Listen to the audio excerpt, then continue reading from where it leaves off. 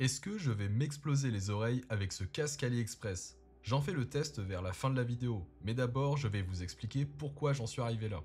Outre la réglementation sur le port du casque anti-bruit, mon AR10 que j'ai déjà présenté en vidéo produit largement plus de 150 décibels. Autant vous dire que je n'ai pas envie de finir sourd, donc je préfère avoir un casque qui fonctionne. Mon but, c'est juste d'avoir un casque qui fait le taf. Et si je peux éviter de claquer entre 250 et 1400 € pour un Sordine ou un Comtac, c'est encore mieux. Après, je ne doute pas une seule seconde de la qualité des matériaux du casque, c'est juste que mon Sordine commence à fatiguer. Ça fait quelques années que je l'utilise et après tout ce temps, il lui arrive de s'éteindre tout seul. Même s'il n'y a pas de gros inconvénients, je pensais en prendre un nouveau. C'est là qu'une idée incroyable m'est venue. Je vais acheter de quoi me protéger les oreilles sur AliExpress. Pour la science, j'ai accepté de tester ce casque qui ressemble à une réplique low cost d'un Comtac. J'ai nommé le M32 de chez Earmore. Déjà, il est bien mentionné sur la boîte que le casque est prévu pour du tir à balles réelles, ce qui me rassure un tout petit peu plus lorsque je déballe le produit.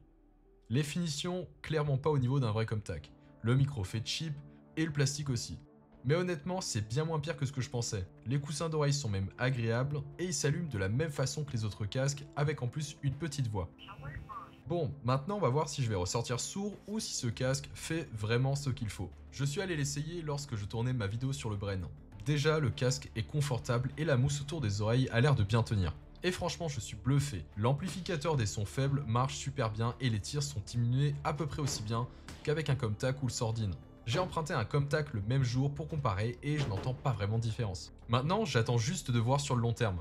Pour un casque que l'on peut acheter entre 40 et 50 €, je le recommanderais peut-être pas aux militaires professionnels car je ne suis pas du tout sûr que sur le terrain, ce matériel puisse tenir le choc bien longtemps.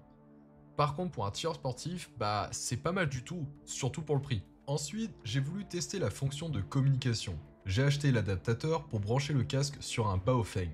Parce que la sortie du casque est en 6,5 mm, donc il faut un adaptateur pour une prise jack.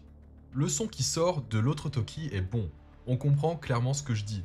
Par contre, le son dans le casque est un peu faible, mais net. Alors le verdict, pour 40-50 €, c'est un casque qui peut être utilisé pour du tir en stand. Mais pour un tireur sportif, ou un joueur d'airsoft, ou même un adepte du milsim, c'est une option qui est intéressante. J'invite tous les tireurs, que ce soit du dimanche ou professionnel, à me dire dans les commentaires quel casque vous utilisez.